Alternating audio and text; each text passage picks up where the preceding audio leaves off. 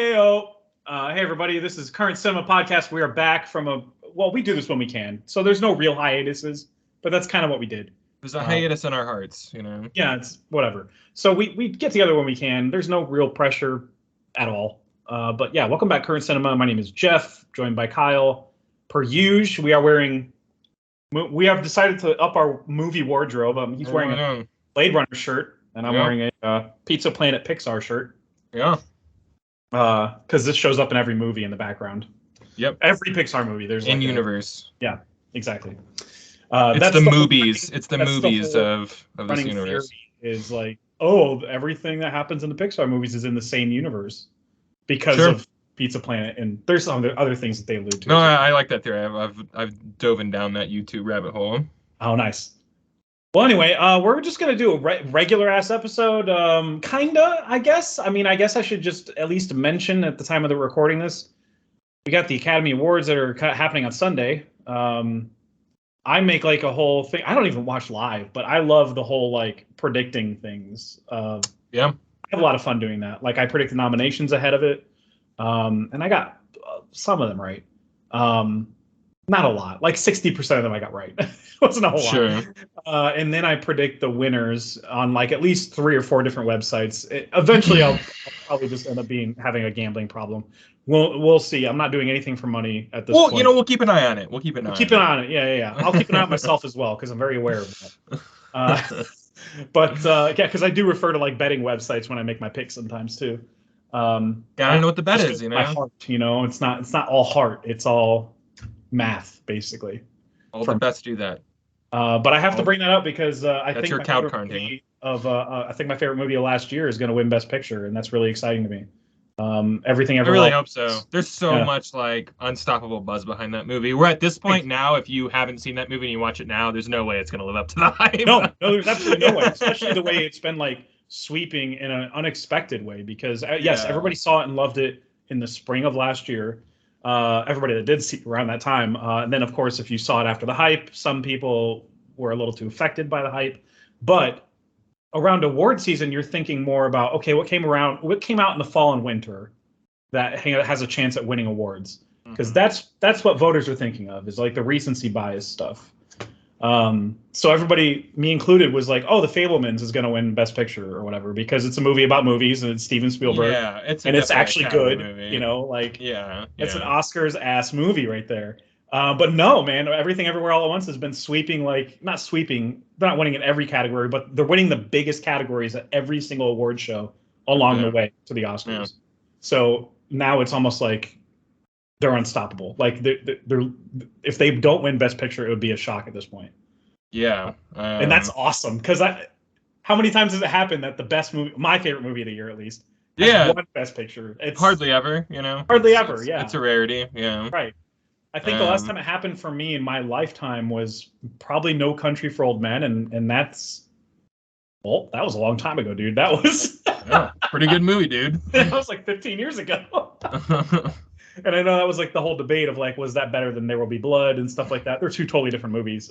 Yeah, but yes, it is better than There Will Be Blood. In my opinion, it is. Yeah, I like There Will Be Blood a lot. I love that movie too. Yeah, I like it quite a bit. So. Yes. Yeah, so this is one of those rare times where I'll actually be celebrating a Best Picture win, which is awesome. I mean, not that Coda won last year, and I loved Coda. I think it was in my like 6 or 7 spot for 2021 movies. But come on, there's a bunch of other movies that I wanted to sing the praises of way before that movie. Sure, like 5 or 6 of them, obviously. Yeah. But it's good anyway. Point is the Oscars can be an exciting time if you're into that stuff. If you're not into it and don't pay attention to the award stuff, I don't blame you at all. When people explain that side of it to me, like, how they're just not into it and they just like what they like and live their life, I'm like, I love that for you, but not sarcastically. I do genuinely love that. Yeah. So whatever. I have fun with it. I don't really care for the ceremony at all. That's when I get a little. That's probably why I'm still into it, is because I don't watch the ceremonies. Yeah. Because they get so eye-rolly and cringe that I just No, don't and watch it, and I get to enjoy the actual awards. How are they going to follow up this slap stuff? You know what I mean? What is this season going to bring? To bring all the viewers in. So it's going to be a cliffhanger. Yeah. I almost get slapped. They have to figure out something. It's like Jimmy Kimmel's going to have to go up there and drop the N-bomb or something like that. Like it's gonna have to be something huge, to get that kind of attention.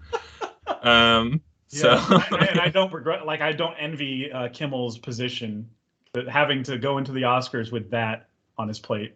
Yeah, and good for him. Like I didn't think anybody was going to want to take that job, so even good for him for just being like, yeah, whatever. Yeah, exactly. Yeah, and he's done it before, like twice, I think. Yeah, at the Oscars, and then like a few times at the Emmys and stuff. So I mean, he knows how to host, which is great. They didn't just cobble together random people and say, here you go, here are your hosts. Like last year was a little random. I don't even remember who. I think Amy Schumer was one of them, and then like a couple other people. I don't remember who it was. Maybe Wanda Sykes. I don't even remember. I don't know. Yeah. Anyway, it's gonna be a fun time. Maybe, I don't know. We'll see if anything. I remember all the disastrous ones, like Anne like the La La Land thing, and then like. Well, no, but even like the hosts, like the Anne Hathaway and Squints. Squints McGee. Yeah. I'm like, what are you two doing? Squints Franco. Yeah, Squints Franco. Squints totally not canceled, Franco. We still got one, Jeff. We still got one Franco. We still got one Franco uncanceled. And if Allison Brie says he's good enough, then I'm inclined to believe her. I think she's telling the truth. Yeah, she's my barometer for how is he actually cool. Yeah, because I think she's cool. I don't know anything about him. Super cool. Yeah, she seems like a fun person, and that's not just because boner. No, I didn't say that. Oh, yeah. This episode's rated X, dude. Well, I definitely didn't say that, dude. Let me tell you something about boners. So we're just going to go into the basic stuff. First segment, what did you watch? Because I really like titling segments, as I've discussed before, very creatively. Mm-hmm. We're going to start with new movies, like we usually do so far. Yep. What's something new that you saw? I guess new meaning, in the last year or 6 months, whatever. Yeah, I'm still kind of like the 3-month range-ish, and still doing some 2022 homework. But I ended up seeing the Whale. The Whale. The Wahale. Yeah. The Wahale. Yeah. It's a Hawaiian movie. The Rock is in it. The Rock is a fat guy. He already did that role. He did that role in that Kevin Hart movie. Yeah.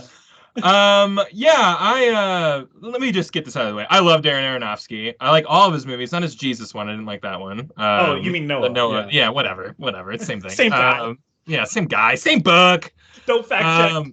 Yeah, whatever. But I liked all his, he's my type of weird, and I love the misery that he brings. So it's like no one watches and we've talked about this on the podcast before. No one watches Requiem for a Dream and goes, boy, I can't wait for another round of that. Right. And I would say that this is definitely kind of one of those movies for me too, where I'm like, I think I'm good on that, Yeah. But that's the kind of movies that he makes, and I know what I'm signing up for. So that's not a criticism by any means. And boy, am I glad I watched this movie. And I get it. I've watched Brendan Fraser make all these speeches and get all these awards and get all this praise. And I'm just kind of buying in. I'm like, yeah, he's a good dude. What? But I didn't know. You know what I mean? I didn't see any performances. So I'm just kind of context yet. Yeah, I'm just kind of assuming that everyone knows what they're talking about. Happy to report that everyone did know what they were talking about. He's fantastic in this movie, but so is literally everybody else in this movie. Yeah. Which I don't know if Sink is a great bitch. She's so awful in this movie. And I'm not saying I would never really describe women casually that way on International Women's Day of all days that we're recording. She's a little bitch. She's a 17-year-old just tyrant. So awful as a person. In the movie deliberately. I hate, and this is his thing where he's like, I'm gonna make you try and cheer for all these awful people to be, because everybody's kind of awful in this show or in this movie.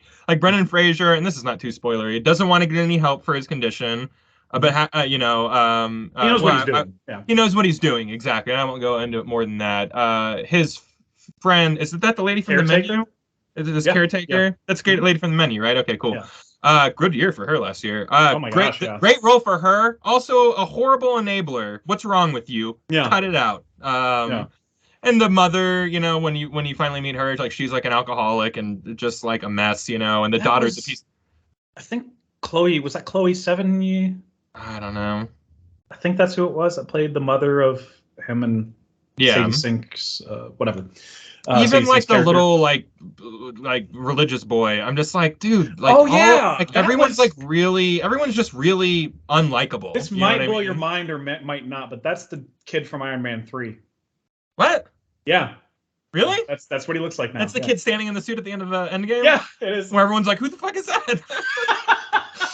Talk about like the worst payoff in like B or C story history, you know, like Marvel's like, oh yeah, there's that kid in that no one knows. He's aged 14 years, you know, no one's gonna recognize him, and there's no context. He's just standing there. There wasn't. Anyways, the pan from the beginning of the line to the end in that wake scene or whatever in Endgame, it's so slow, the camera movements, that you have to focus on every individual face, and there's that collective turning around, like, to the theater, like to the person next to you going, who the hell is that? Like there's everybody was doing it. Well, and everyone leaves this funeral like really broken. Like Scarlet Witch like has a bunch of issues, and like Falcon's got to go to like, you know, Winter Soldier's got to go to therapy, like all and like White Kid McGee is just like, well, I guess I'll go back home, you know. It's like there's no emotional stakes for him to even be there at all, and like it's just so funny that everyone walks away from that broken, and he's just like, yeah, it's kind of a bummer day, I guess, or whatever. He didn't take Tony Stark's advice to heart, where he said, don't be a pussy. And you know, he literally said that in Iron Man 3. That's such a funny line, because it came out of nowhere and it was so mean.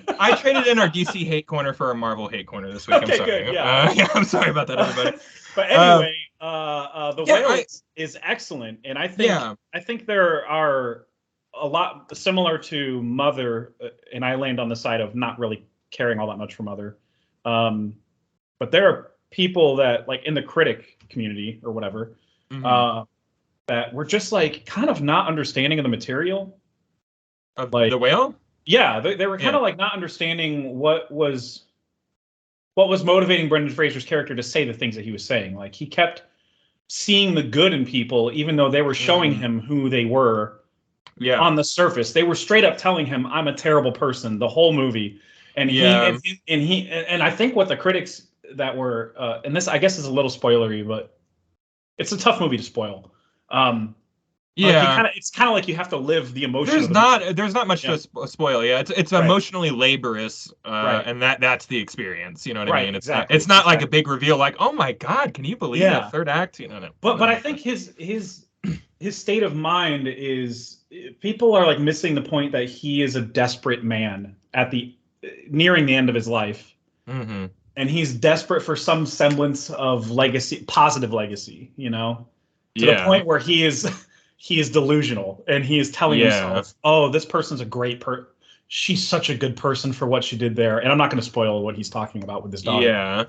And I'm like, no, she did that malicious. Yeah, right. But he's so clouded by like the fact that he's almost near the end, that he is just telling himself lies to be okay with. He needs that, you know? to pass on a piece or whatever. And I think some critics were just missing that nugget, I guess, missing that key to unlock it, because really the movie is ultimately about like how, I mean, life is short, and you got to make, you got to mend your fences or whatever, build a bridge. Water the bridge, whatever. You got to build it sooner if you really want to leave the. Well, and there's a recurring theme of like accepting olive branches, because plenty of people are like, dude, we can help you. Like, even like the pizza delivery guy's like, I'm Dan. Like, are you okay? You know, like there's people throwing help at him, and he's like, nah, I'm gonna do it my way. Yeah, I got this, and I know how it's gonna end, and we're gonna rock and roll. But like he just he never accepted any olive branches. Even though people went out of their way. Sometimes enabling, sometimes destructive ways of trying to reach out for help, but like people were trying to help. Destructive, and then you mentioned Hong Chau's character, who is the caretaker. She's enabling, so it's not so overtly destructive, but it's still destructive. Like, I mean, it's still like you mean well, but you're still being like, okay, here's your 18 pizzas or whatever the hell. Like got you extra cheese on your meatball subs. I'm like, you bitch, you stop that. Like. Her performance was, I mean, obviously Brendan Fraser is the centerpiece of the movie, but her performance was, I feel like a lot of people are getting drowned out too. Like, I feel like a lot of people in this movie should be talked about. Like, not on the same level as Brendan, don't get me wrong. Like, he definitely is the star of the show, but like, he's so good that nobody's talking about all the other good performances in this movie. Especially because she has that exchange with the religious guy. Oh, on the porch. Good and stuff. I'm like, Man. oh, Jesus, like she is When she crushing it. when she repositions herself in her chair and like Yeah. puts it in front of him, she's like starts laying. Oh, it's good. Man, it's so good. She's amazing. I And she did end up, which is very great that she ended up nominated for an Oscar this year for that role. That's good. awesome. I was so worried, like I was like, oh man, they're just gonna award nothing but like the Fablemans or whatever. Like they're just gonna nominate other things because it's such a crowded year and stuff. But yeah, she totally deserved the recognition, at least the recognition, in the form of a nomination for sure. Yeah, that movie just ended up resonating not immediately though. Like when I remember because when it ends, the screen goes white and the theater's super bright when the movie ends, so everybody's like through their tears, kind of having to shield their eyes. It's a very emotional ending. It's pretty, it's pretty and I remember going it like crescendos in a big way. Like I remember doing that literally aloud to myself in the theater, just going, "Huh." I didn't know how to feel about this movie yet. Like it was just a lot to process. Kind of marinate a little bit. Yeah, and you just got to be okay with the fact that some movies aren't going to immediately hit you in one way or the other. Where you have to like pause, take a minute. It's definitely one that I slept on. Not to say that like I had a similar reaction where I'm just like, oh, I don't know about that one. But like because like I felt properly emotionally drained by the end of it. So I was like, oh, okay, well. Something affected me in some way. It's going to take me a little bit to unravel what those feelings are, though. And I ended up just really enjoying the ride that he takes you on. And again, just like the way that he crafts characters that are so real and kind of gross and corrupted, like it's just it's interesting slice of life. When we use that term, it's usually like good, like people are learning from their reset. Nobody's learning from anybody's mistake. It's very Requiem for a Dream, where it's just like you're just watching these super self-destructive people continue to be self-destructive. And he's really good at that, and this doesn't even feel like Requiem for a Dream. I know I keep on comparing the two.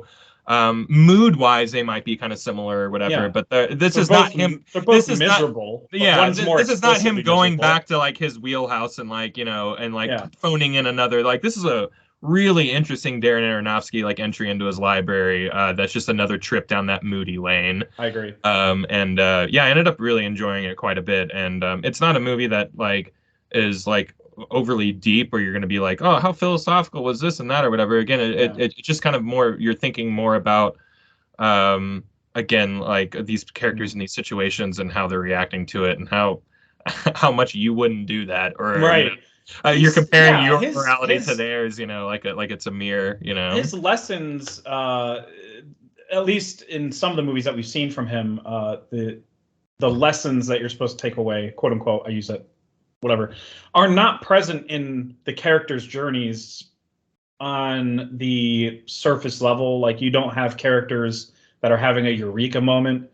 He tends to make movies or write stories, whatever, that are like, oh, the character's miserable at the end or whatever, and or they're lying to themselves in a desperate moment. And really, the lesson is up to the audience to decipher. Whereas in like Requiem for a Dream, the lesson is maybe stay away from drugs. Maybe. Maybe. Yeah. Hard drugs. You're not going to find happiness on the other side of these drugs. Yeah, exactly. And in The Whale, it's not so much an anti-eating thing. It's not at all. It's just like, it's the olive branch thing that you were talking about, like in how, I don't know, life is just too short to just be like basically Brendan Fraser's character, where to the point where when it's way too late for him, and he has no choice but to be delusional about his interactions with people and seeing the good in humanity, even though it's not there. That striving to maintain like a shred of happiness, which was kind of like at the core of this movie, where everyone was just trying to grab onto something to like, live for, it's real, man. Like it's something that everybody deals with. This is obviously magnified and amplified underneath like the worst case scenario type of situation. But there's a lot of reflection that you can have in that, where it's just we're all like vampires of novelty and happiness, and we're all trying to get as much of it as we can while we're here, you know. Yeah, exactly. And when you're in your death throes, you know, that becomes more desperate, you know, and that showcases like in the way that he's like teaching his kids, because he's like an online teacher, you know, for Right. context for everybody who hasn't seen it.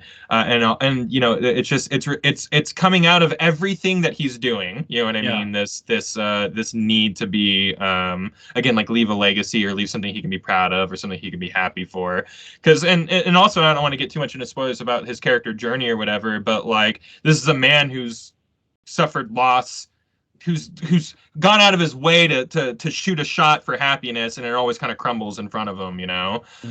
So you know, it's another, you know, character story where it's like all this character does is fail, and it doesn't feel like, you know, that's what the emotionally draining part is. Like you're just, again, you're knowing that these flawed people are never going to reach their goals, and then the audience, we know that watching it too, like it's too late for this guy, like not just the in a movie doesn't sense, try and like, the movie doesn't like throw around hints where it's like, well, but maybe, you know, there's no maybes. Everyone's decisions are made.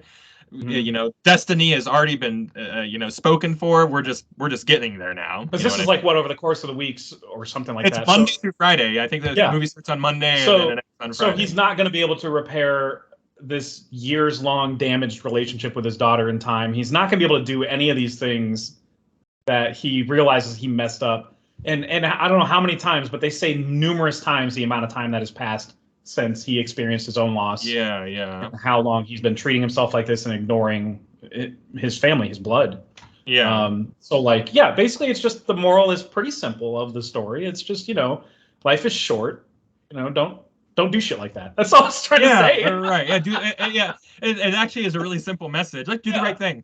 Yeah, do the right thing so the people around you don't suffer for it. You know? Yeah. Maybe don't, like, you mentioned his one shot at happiness, and just because you had one shot at happiness doesn't mean you can't find another one in people that you procreated. Like your daughter was there the whole time, and he just chose to ignore her, you know, for years. So and he goes out of his way to be like, oh, your mother kept her, but like, you know, there's always more you can do. You know what I mean? Like, I never once thought that he was trying to be a good father those years that he was absent. You know what I mean? Yeah. Even though he tries to like maintain that he was, oh, your mother kept me away from you and yada yada. I'm like, well, people can. There's other way. There's Facebook. You could reach out. Yeah, I know. There's so many ways to contact people. So many ways. So it's another thing where, again, like, these aren't.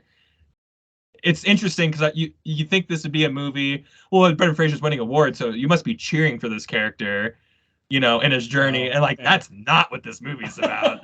Everyone's kind of unlikable and deplorable in every way, you know. And at no point he goes on like an eating frenzy, and that's the closest I get to feeling sorry for him. You know what I mean? Like, where I'm like, oh man, he really can't control himself. Like, this is, and it's the way that it's shot. It's so frenetic and crazy. And just shoving all this food in his mouth when he's spiraling really bad. Yeah. And my anxiety went up really high. And like, that's like, the movie was really conducting, it was orchestrating my feeling. Like, that's how I knew, like, I was like, oh, even when the credits were rolling, and it kind of left me feeling like, oh, well, that's kind of interesting. Like, I knew that I had been taken on some kind of an emotional ride. So maybe that's what some of the dislike for the movie might be coming from, at least in the critic side, is like, oh, it's a little bit too emotionally manipulative. Like, I'm too aware that it's manipulative. Yeah, and I definitely was aware, but I don't know if I would call that a fault. Yeah, I can see why maybe some people are like, I don't know. Get to the point where I'm like Mother, where I was like, all right, I get it, dude. Like, I get it. Thank you. Yeah. Like, I get it. Yes, thank you. It's kind of like when somebody. Like, we have some really good imagery, though, right? I'm like, it's pretty on the nose, you know. And they're like, no, it's smart. It's kind of like when a customer is like at work, like telling you how important something is that you already know how important it is, and you're like, okay, thank you, I get it, thank you. Yeah, appreciate it. Let me work on it now. Bye.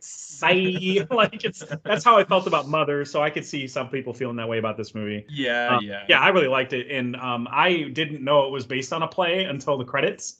And when I saw that credit that was like based on a blah blah blah, The Whale by blah blah blah, I was like, that makes so much sense, because I was wondering why it was shot like a play. Like, I was wondering. It is, now that you say that, it's very much Well, I didn't know that, and I guess I missed that at the end of the credits. So that's shame on me.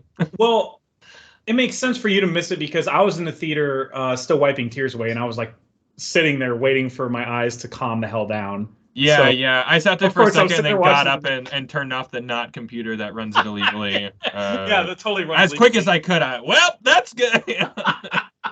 Let's watch some cartoons or something. This is. I know. Seriously, watch some feel good stuff after that. Oh my god, definitely have something. Where's my like puppies playing playlist? I mean.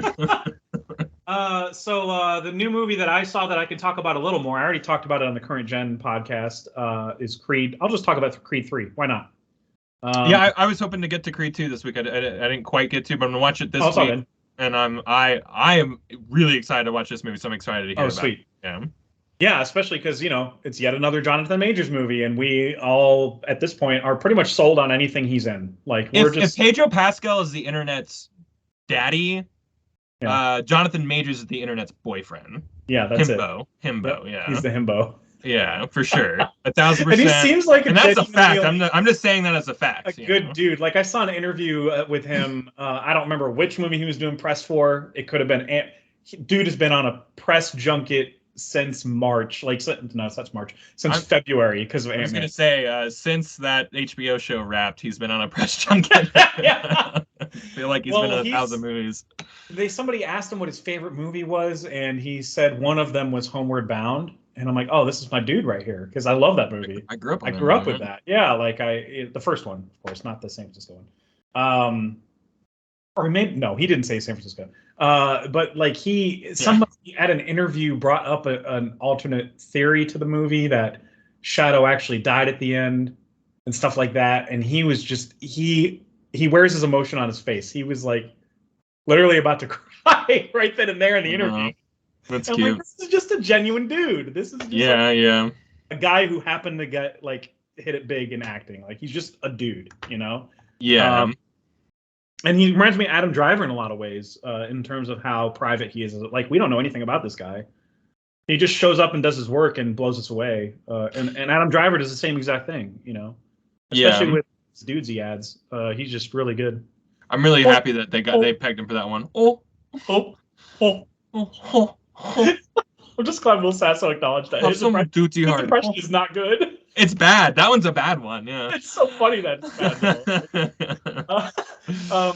But so Creed 3, the premise is it does pick up I think 2 years after the second one. Mm-hmm.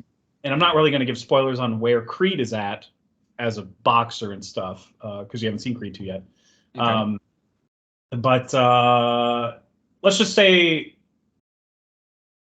at the beginning of this movie, he's kind of wrapping up his career as a boxer, because you get that from the trailers. Yeah, exactly. Yeah, you get that he's trying to become a fight promoter and manager of sorts to talent, and he's trying to scout basically, because boxers, now that we know what we know more than ever about brain damage and stuff in sports like that. Boxers are going to walk away younger and younger. So these movies address that at all? Like any of the... Well, they address it in the fact that he stepped away from the ring. Oh, okay, cool. That's cool. Yeah. I don't know how old his character's supposed to be, but I take it he's supposed to be 30 or a little bit younger than us. He himself is 30, I think, right? Yeah. I'm pretty sure he's a few years younger than we are, yeah. Right, but I do like that they put that in there, the fact that he's stepping away at such a young age, because you're not supposed to be in a combat sport for that long, where you're just constantly getting touched in the head, Right. But anyway, so that's where he is professionally, and they do show a flashback of him and Jonathan Majors' character. His name is Damien, where they're younger. They were on the foster care circuit together as kids. Okay. Sure. And but they still kept in touch even after Creed's. It's not really his mom, but you know who I'm talking about, Felicia Rashad. Yeah. It's actual Apollo Creed's wife. Yeah. Picked him up from juvie and said, I'm taking you in. So even after she took him in, he was still cutting out late at night, hanging out with Damien and stuff like that. And Damien is supposed to be an older guy. He's supposed to be 4 or 5 years older than Creed. Okay. But anyway, they get into trouble with the law, and Creed gets away unscathed, and Damien is the one that goes to jail. Uh-huh. And he gets put in jail for a little bit. But it's the fact that he's already in the system and he learns the ways of prison that he keeps doing crimes and getting put back in jail. So that's why, that's the story behind why we never hear this guy in the first two movies.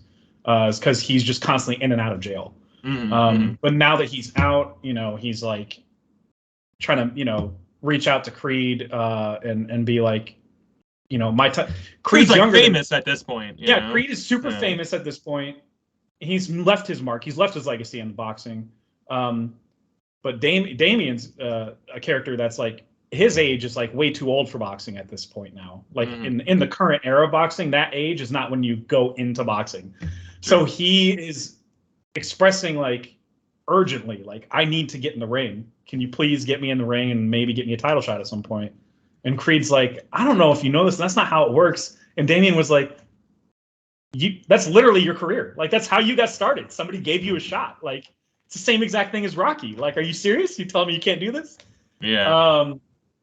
So yeah, there's some, he's a shady character. Damien's a little shady. Sure. He's got to be a bad guy. Yeah, he's going to be a bad guy. He's going to be a boxing movie bad guy. So he's going to have some dirty tactics outside the ring to get him what he wants. Jonathan Majors is just so good, dude. He's so expressive. And he just wears so many emotions on his face, like even when it's a complicated emotion. Such a surprising thing to hear. Yeah, I know, right? He's a good actor, yeah. I know. And we didn't just see this like 2 weeks ago. Yeah. Literally the last movie that we talked about, we did a spoiler cast on Ant-Man. This is the Jonathan Majors podcast now. This is the Jonathan Majors. You're like, he's just so expressive, and I was like, I think we've done this episode before. What are we doing? The new things, I guess, I should highlight for the Creed franchise / Rocky franchise, that Michael B. Jordan, he is really becoming, or is now, a modern Stallone, because he had a hand in creating the story. He directed the movie, and Stallone at a certain point started directing Rocky and Rambo and stuff like that. So like Michael B. Jordan's doing the same thing, and he did really well. There were some, actually, what he did best was the fighting. I thought the fights were shot better in this than they were in Creed 2, and I still like Creed 2 a lot. Because I did rewatch both movies before 3. I just like, there's some story elements. I think I liked 3 as much as I liked 2, because the story stuff in 2 with Drago's son and just that family dynamic, they got way more time in that movie than I expected they would. And that story ended up resonating a little more than anything that was going on in Creed's life.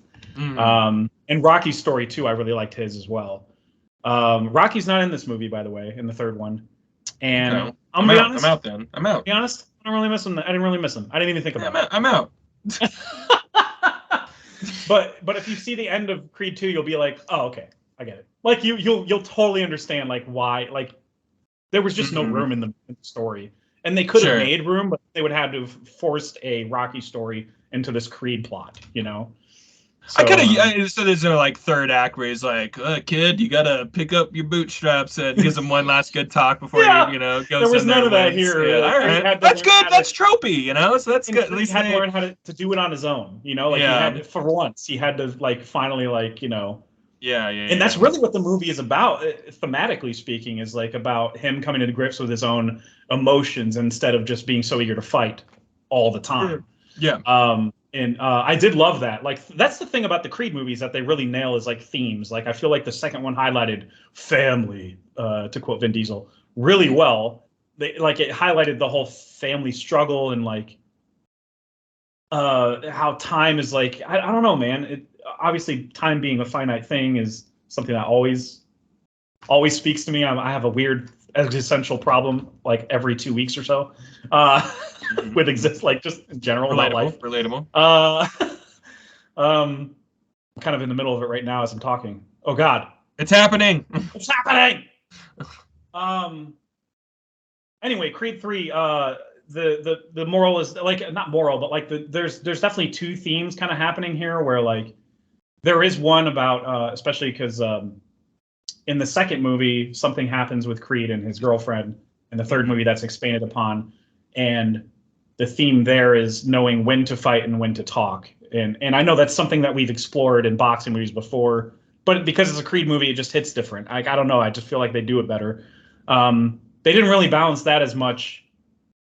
They didn't really explore that as much as I wanted them to. So that's the only reason that like there are some hangups that I have about the movie. Mm-hmm. And at the end of the day, it's still just a boxing movie, like. Sure. Yeah. That's always going to be a knock against boxing movies, even if they're the best ones, like the first Creed. But I will say, 3 for 3, these movies are outstanding and already have a better track record than the Rocky franchise. I was gonna say, like, it's already better than most trilogies, to have like 3 like good entries, and like positive Rocky entries. Had 6 movies, right? And one of them were good. No, yeah, no, the first one the first one is really great. I like the first one a lot. Yeah, and I liked the one with Milo Ventimiglia, his son. Rocky, I think it's just called Rocky Balboa. But yeah, that one I didn't really see that too. one. That's the one I didn't see. Yeah. Oh, yeah, I highly recommend that one. I actually skipped all the 80s ones that had all the tropes. So where is Rocky's son during these movies? They might explain some of that in the second one. Do they? Okay. They might touch on that a little bit. Yeah. Okay, that's good. Yeah. That's a very good part of the story, actually, in the second one. Yeah. Like I said, there's some parallels. I love when they do that, by the way. The parallels between Rocky's story and Drago's story. And I mean Drago from, not Drago's son, but like Drago, Dolph Lundgren's character. Yeah. There's some parallels in like how Rocky is watching them interact with each other. And he's like, he's just kind of like starting to beat himself up about his relationship with his son a little bit. It's a great story, dude. Like sometimes they just put a lot of heart in these movies and it pays off. And sometimes they don't explore it enough to the point where they, So I think the fights are better in this. The story is a little bit weaker, even though Jonathan Majors is outstanding. But Creed 2 has like a little bit better of a story. And also another good reason that Rocky's not in it. Creed moved to LA, and Rocky's still. Oh, he was never gonna. So it's a East Coast, West Coast Avengers type situation. Yeah, exactly. Like, and I think that's in the first movie. I don't know if you remember that, but like Creed kept talking about, I need to move back to LA and stuff like that. Okay. And Rocky was like, no, man, we need to train here and do this here, and like he stayed in Philly, and I think in the second one he stayed there too. So it just made sense that Rocky couldn't move. There was no way he was going to relocate. His entire life was in Philly, and he's almost dead. Like, I mean, he's 80 now. Yeah, right. Yeah, I'm going to move across the country. Move across country for this guy's about to retire. With my not son, to secure his future. I did miss Michael B. Jordan saying "unk" every 2 seconds, because that's what he calls him. That's what Creed calls Rocky in both the first 2 Creed movies. I don't know if I love that. Hey, unk. Yeah, I don't know. Because of the way you're saying it right now, that's how I hear it in the movie. Yeah, he doesn't say it like that. That's me dramatizing it. But that's how I hear it. Yeah. But it is good. I mean, it's these Creed movies, man. Like I will be there again, night one, to see another one, and I'm sure they're gonna make another one. I'm sure they will be inspired. Maybe they'll make it an arm wrestling movie. No, I'm kidding. Wouldn't that be funny if they just make a truck driving arm wrestling movie? They just remake all of Stallone's movies. But it's about like his surrogate son who's like picking up the arm wrestling. Yeah. He's a drone operator because in the future they don't like drive trucks cross country anymore. So he's like, I'm a delivery drone driver, and There's a really funny part, and I wonder if it was improvised in the Creed 3, where Damien is training at Creed has a half brother in Hollywood that he's a trainer. He teaches champions, like boxing champions. So Creed convinces his half brother, like, hey man, get my friend Damien in here just to as a sparring partner. But then Damien, because he's a loose cannon, something bad happens. And while Creed is arguing with his half brother and stuff, his name's Duke. While he's arguing with him, Duke has no sense of where Damien is in the room. He's just like, man, we gave him a shot. We're done here. We're done. Like I never want to see him in this gym again. And then Damien walks by and goes, yeah, keep talking, Dookie. And like it's like one of the funniest lines. And I felt like, because it was clear that Michael B. Jordan and the actor that was playing Duke were not done talking, it felt so improvised. Like it felt it felt like he had nowhere else to walk, so he decided to walk by and say something. Like yeah, right. It was such a great moment. Yeah, there's some good funny moments in the movie. And Tessa Thompson's great too. I didn't mean to not mention her presence, but she's outstanding in the movie as well. She was good in the first one too. Yeah. Her whole story was real good. And I think she's better in this one than the second one, but that's because the second one had to also tell Drago's story and Rocky's story. It sounds like there was a lot of stories. She kind of got passed over, whereas this one, she has hearing loss in the first movie. It's obviously gotten way worse by the third one. to the point where she's like, I can't sing anymore. Like, so that ends up being like a thing about her accepting a compromise in her life where has to step back and just produce now and not being able to sing. And I thought that was interesting too. That's something I kind of deal with regularly. Not the not singing part. It's just something, I don't know, something I deal with. Anyway. Jeff's going deaf. That's what he's going deaf. That's what I'm trying to say. Anyway, we're going to talk about something old that we've seen. It can be something you rewatch too. Yeah. Do you have something you rewatch? It can and will be. Yeah. Since I was working nights for a little while, which is why we took our little sabbatical. So I had the house to myself during the day. And when I have the house to myself, I like to bump the system. You know what I mean? I like to bump it hard. And I got a really nice sound system, humble brag. So I threw on Dune, not my first rodeo on the sound system, bumping it with this movie, but that's what I had thought of immediately. I was like, I want to be really loud and obnoxious today. So I threw in Denny V's Dune, and we don't have to spend too much time on it because I feel like this is going to be a movie we talk about real soon, with the second one coming out later this year. But goddamn, this movie is really good. So good, dude. It's the best audio I think I've heard in any movie ever. In terms of just the way that they choose to use bass and amplify different, like, I am not the guy to be talking about sound design. I just know that it sounds really good. Me neither. As a musician, I just know it sounds really good, and like even in the music and the way that the music will like blend in with like the movement of the worm and all this. It's just like the synergy between what's happening on screen and the sound effects that are happening. I know it sounds so stupid. It's like, yeah, that's how sound design works, Kyle. I don't know what they do to make it so good in this movie, but like I can't get my system to work like this on any other movie except this one. There's plenty of movies that sound great, don't get me wrong, but like I bet if you watch Nope on that sound system, not maybe pumped as loud, but you would notice, I did, but it was, you would notice like the intricacies like in the I need to watch a real, because I watched a totally legal downloaded version of that, but yeah, so it's the audio's not always like true 5.1, you know, right, but I bet if I'm gonna have to go back and watch that movie on like a real version of it, because I would. Again, I'm a huge fan of I can't just remember like where it might be on Peacock or something like that, but it's I remember being really, as far as recent movies go, really blown away, like to the point where you're kind of turning around a lot, you know, in the theater. Yeah. Like is somebody behind me like gnawing on something? Well, if I can do that in my, which I can get to that if the sound design's good enough, you know, like Star Wars is a really good example where it's like, oh, the TIE fighter sounded like it all the way around the room, you know. That's so like cool. That I love it when people go out of their way to make sure that you have a home experience that's gonna be like a theater experience. Well, do you have, not to divert from Dune too much, do you have like a light adaptive LED lights on behind your TV? I used to, but I don't anymore. Oh, okay. Yeah. The ones that like reflect the light that's coming from your TV and like, you know what I'm talking about? Yeah. I do. Yeah, I used to have a TV that had those built into the TV. Oh, that's cool. And that was really cool. Yeah. I plan on getting it where it's like it's a thing you can just buy. I think it's like $60 or $70, and it comes with like a sensor that reads the color. Yeah. I really want to get that, but at the same time, I'm like, how extra is that really? Because it's not extra. You know? Who cares? Yeah. That's the person that's supposed to be enjoying it is you. Yeah, that's not right. I know, right? Yeah. Dune would be really good. The whole movie would just be yellow. It would be. Yeah, yellow. Right. It'd be Dune colors. Yellow and black. Which, by the way, how did they get a movie that's 99% sand to be so beautiful? Like there are scenes where like it's like zoomed in directly on the sand. I'm like, there's so many different colors of sand in this sand picture. Yeah. Man, it's just one of the prettiest movies. I think it carries on that legacy of like Blade Runner 2049 being like moving concept art. Like they're like, hey, you know, we have the concept art. It's the movie. Look at it. Here's what we had on the screen. And it's not like when you're looking at Star Wars like Ralph McQuarrie like concept art. And you're like, dude, that looks really cool. And then you see Star Wars in 1970. You're like, oh, that didn't really quite meet the, it looks good. Don't get me wrong. I'm the Star Wars guy. But like the McQuarrie stuff obviously looks so much different. Then he literally lifted the art off of like the pages for both of these movies. And I'm a big Dune head, at least just the first book. I didn't read all 17 books. I'm not a crazy person.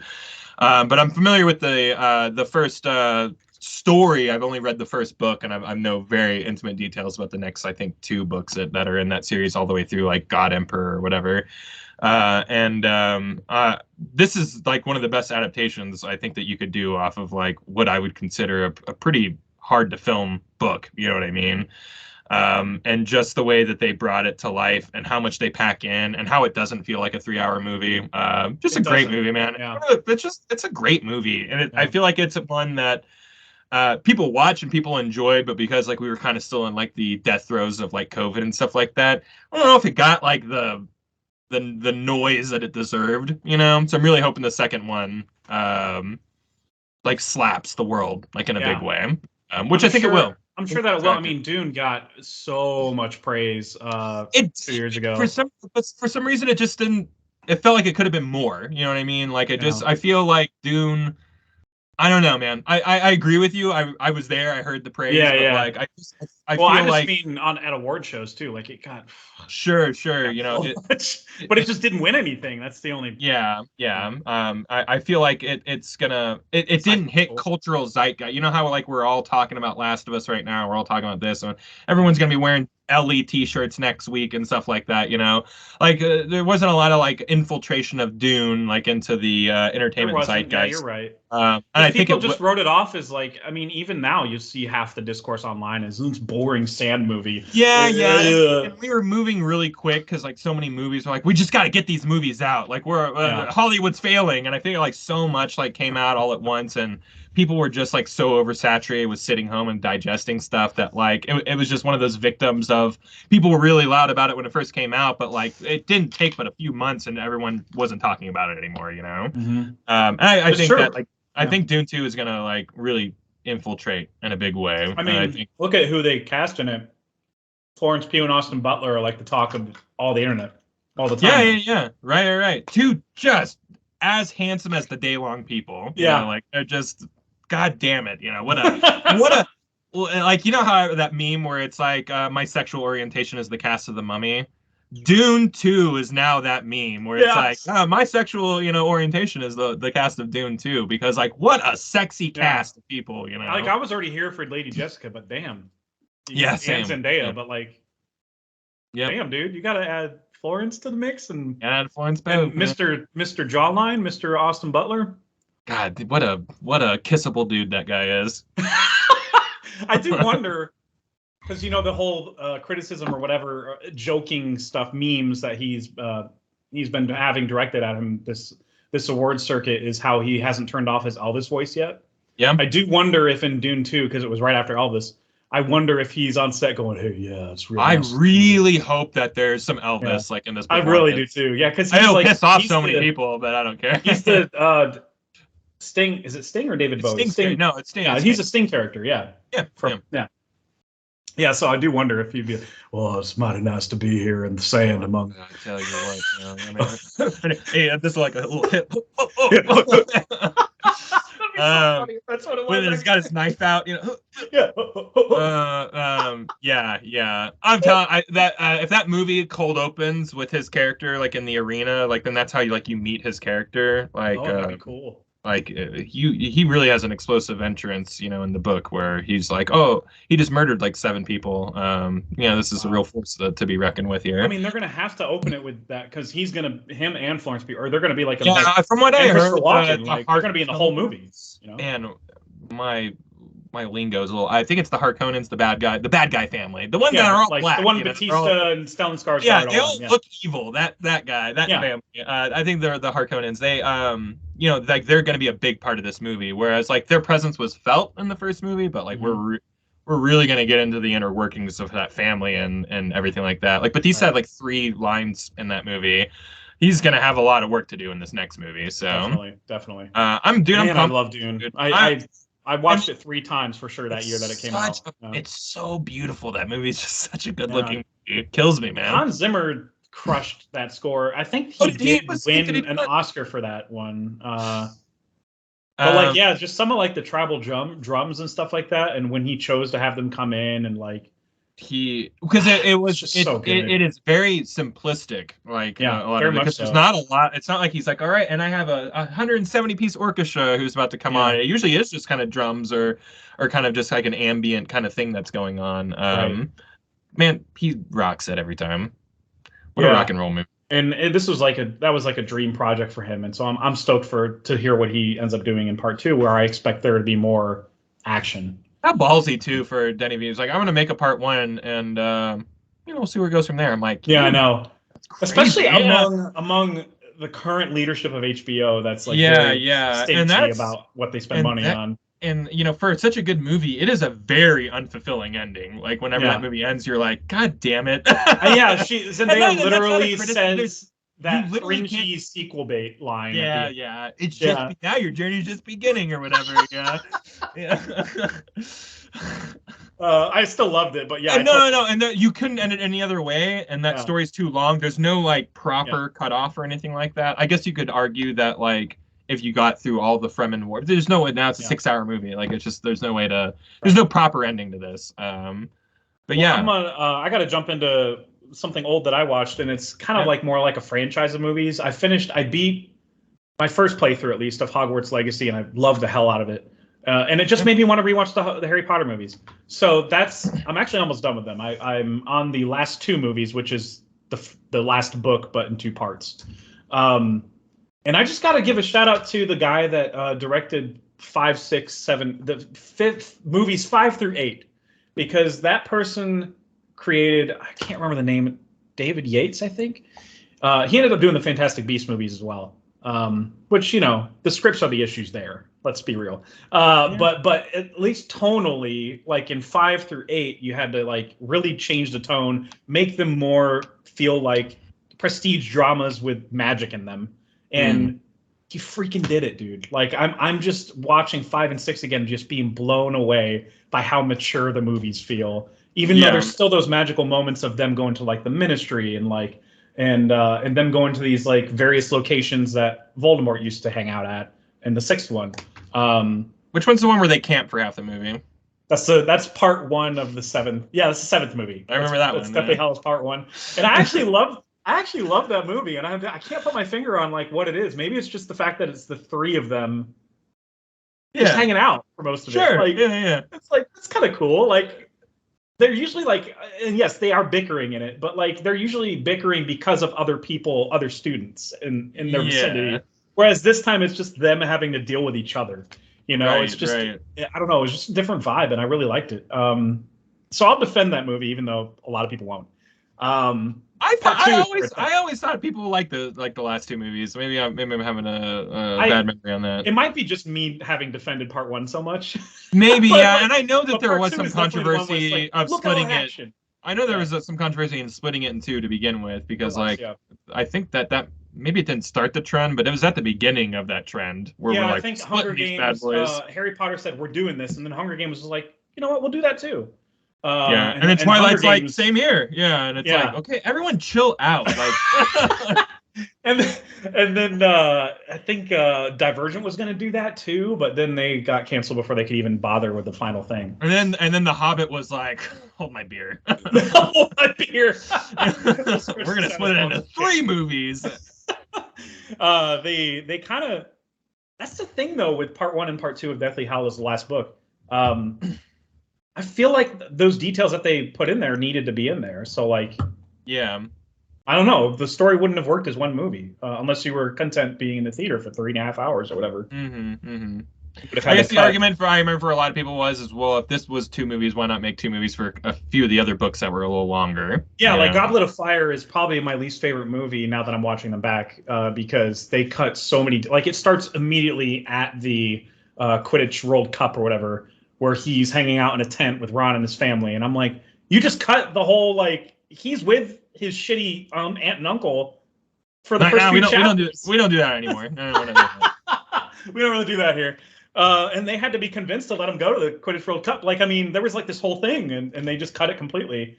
And the personification of certain characters, like Dumbledore specifically in that movie, is just shit. it's just the drizzling shit. See, and I don't have the context for this, but I've heard you say this multiple times. Where now it's like a thing that I have like as like trivia in my mind, where I'm like, yeah, like his personality was just off. Yeah, like it's just complete. He's just so aggressive in that movie. Yeah. Like when Harry Potter gets his name called out of the Goblet of Fire to be in that tournament.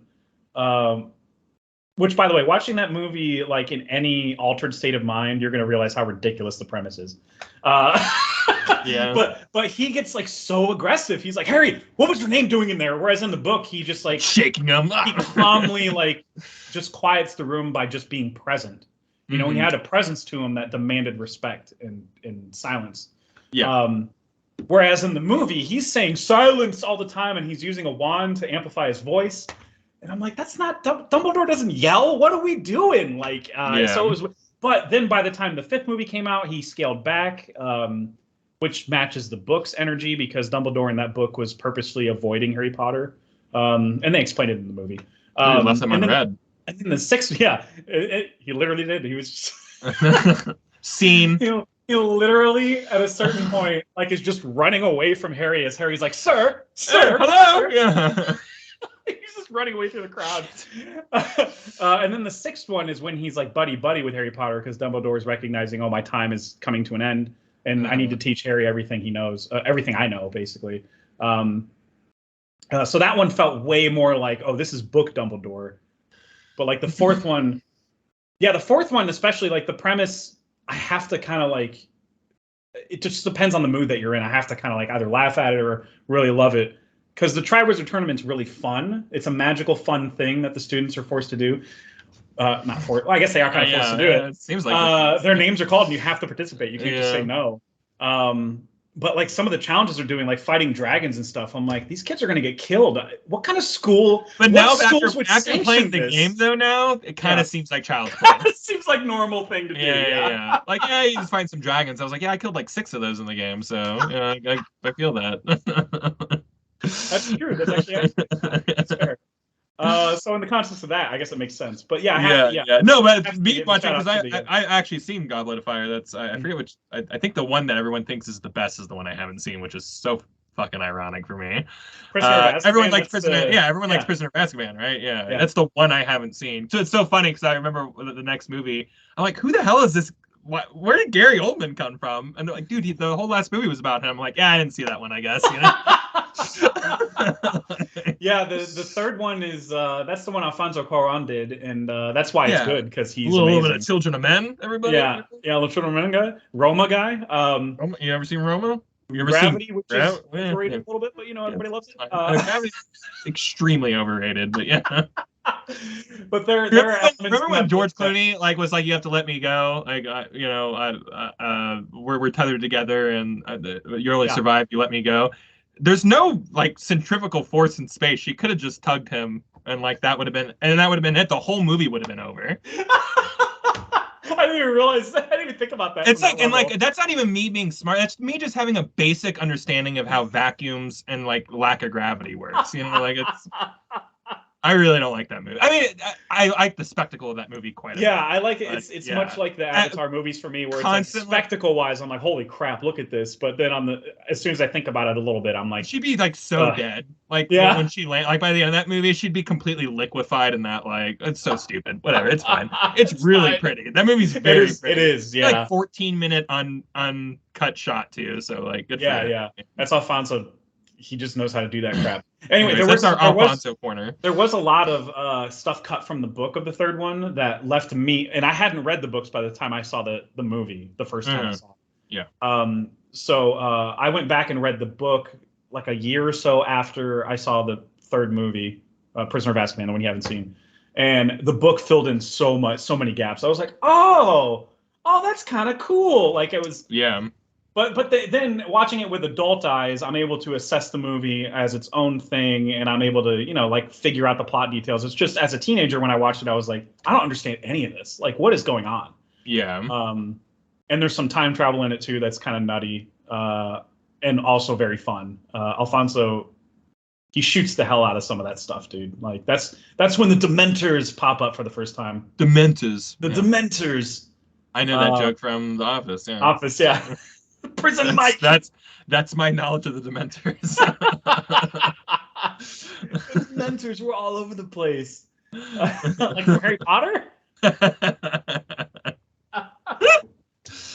Oh man, it's great. But yeah, the fifth movie for me, like this time around, really impressed the hell out of me because this was like that movie. You notice a distinct difference from when Daniel Radcliffe stops being a child actor and when he starts being an actor. That the fifth movie, especially, is when he's like.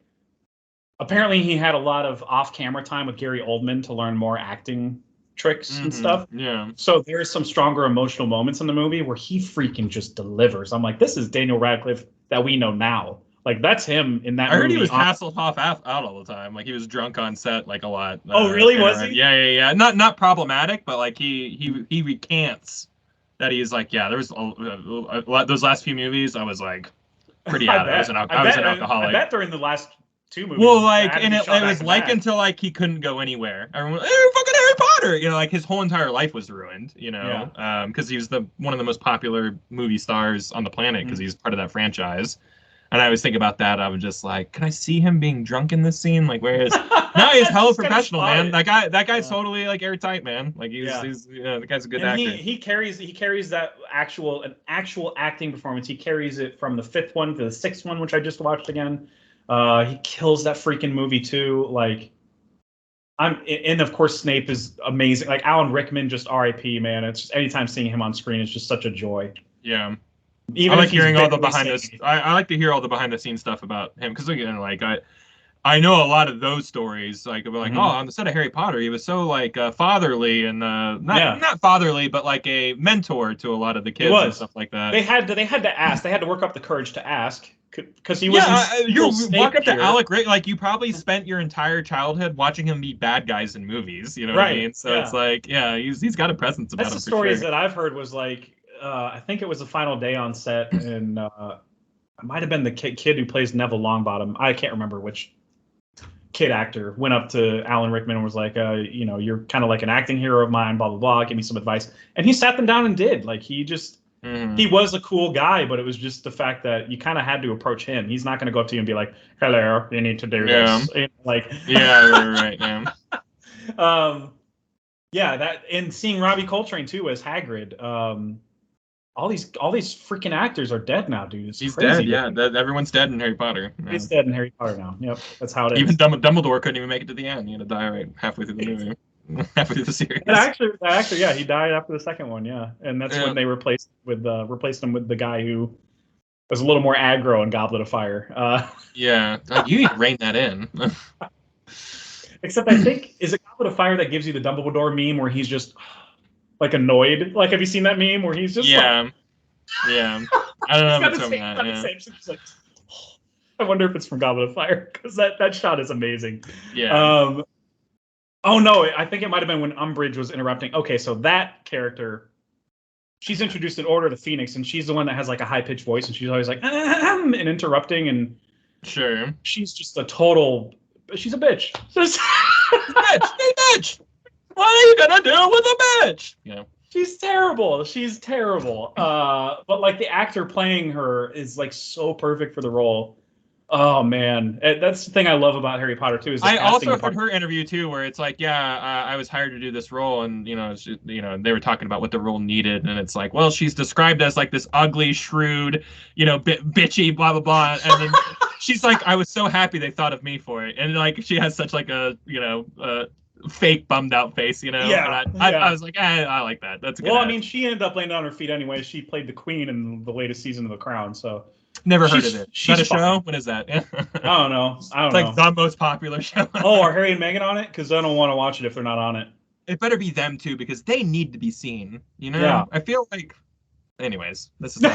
We're not gonna talk about them, that's for sure. I'm gonna talk about them. Yeah, that's what they want, Jeff. They want us to talk about them. I know they do. They really do. So we're gonna go into our pick 5 of this week. Hey, can you set me up with a little pick 5? Pick 5, and the topic this week, in the spirit of Last of Us, at the time of this recording, the finale is going to air this weekend. We are going to talk about underrated zombie movies. We're going to talk about five of our favorite underrated zombie movies. I did do some homework for this one because I came up with 4 and I was like, I don't know what the hell to do. But now I ended up swapping out one and put like two that I did homework on. I ended up putting in my list. I'll go ahead and start this one. I'll just get one out of the way that we already talked about as we discussed the topic. It's one that I think you said something about it being a little more mainstream, but even if it is, I still feel like it's not talked about as much as the first movie, and that's 28 Weeks Later. Oh, okay, awesome. I really don't feel like I do feel it is underrated because 28 Days Later, everybody talks about all the time because it's Danny Boyle, right? I really wish I would have justified this to myself because I would have loved because I think this movie is one of the best zombie movies of all time. Yeah, it's so good. Or whatever. Yeah. The best opening 15 minutes in any movie ever. Not the best, but in the talks for being on the list. It's up there. It's up there. Yeah. It is a heavy 15 minutes. Because 28 Days Later is more like it's following like more or less one person, right? It's Cillian Murphy, and he's kind of traveling. Memory serves, I haven't seen these movies in a while. Kind of traveling through a countryside, more or less. And 28 Weeks Later is like, let's look at the city and how things actually look structurally. Power, like what is the power dynamic now? Like how are the cities coping? And there's more of that. How do we reintroduce civilization to this world? Right. Being civilized. And there's some messed up things. It's a lot of what The Last of Us deals with Phaedra and the Fireflies, where like there's a lot of people fighting for territory and stuff, and the army's a little fascist, and Jeremy Renner's trying to be one of the good guys. It's a great movie. Well, he's American. He's gonna. Of course, he's trying to be one of the good. Sir, my country. That's not how we trick people. No, he didn't say that. That'd be funny. Well, and 28 Weeks Later feels really like indie. 28 days. Feels even Sorry, more it's 28 so. days. Yeah, but 28 weeks kind of like I don't want to say it feels more big budget, but the budget feels bigger. You know what I mean? It definitely does. Because it's bigger cast, bigger set pieces, bigger everything. But weirdly, the smaller movie is thought about the original. Yet they somehow were able to, in 28 Days Later, even though it was a small budget movie, they were still able to abandon an entire London town, city, or whatever. I know that really famous bridge that he's walking down. Like, I'm like, how did shut they down that entire? How did they shut that down with like a To whatever? be fair, nobody drives in London. They take the tube. They take the tube or whatever it is. So is that what they call it? The tube. Yeah, the tube. Mind the gap. It's a great cast though. You got Link from The Matrix is in it. Jeremy Renner, Rose Byrne, Robert Carlyle, Imogen Poots, dude. Imogen Poots, dude. Yeah. Who's she dating? Best name in Hollywood. Is that Oh, I thought she was dating that guy that Florence Pugh was with. Pugh and Poots. Pugh and Poots, dude. Both banging Zach Braff. Sorry, enough dudesy bits. Sorry. That's my first one. What's one of yours? That's a really good pick. I love that movie so much. I picked a movie. It's a remake, and it stars Timothy Olyphant. It's called The Crazies. I've never seen this. It's good. It kind of came and went. It's kind of more like a rage virus. So like people are a little more cognitive, but they're definitely infected with something. You know what I mean? And it's a classic story. It's an old movie. They didn't change too much. Something gets into the water supply. It's a Romero remake. Right. It is a Romero remake. Yeah. And I forget who plays the wife. I mean, everybody in this movie's famous, man. You got the guy from girl from the woman from Silent Hill. Yeah, one from Silent Hill. Yeah, and Man on Fire and all that stuff. She plays mom. She plays mom and wife in every movie she's ever been in. I'm sorry, she does. That's what she does. Poor woman. I mean, it's better to have a typecast. And she's fine. She's like, oh, I know her, but I'm never like, oh, yay, her. I don't know. Anyways, it's not the same energy as Timothy Olyphant when he shows up. I'm like, oh my god, this guy's amazing. Yeah, Timothy. Yeah, exactly. And he is awesome in this movie. And guess what he plays? Sheriff. Of course, he's so perfect. He's a sheriff. Yeah.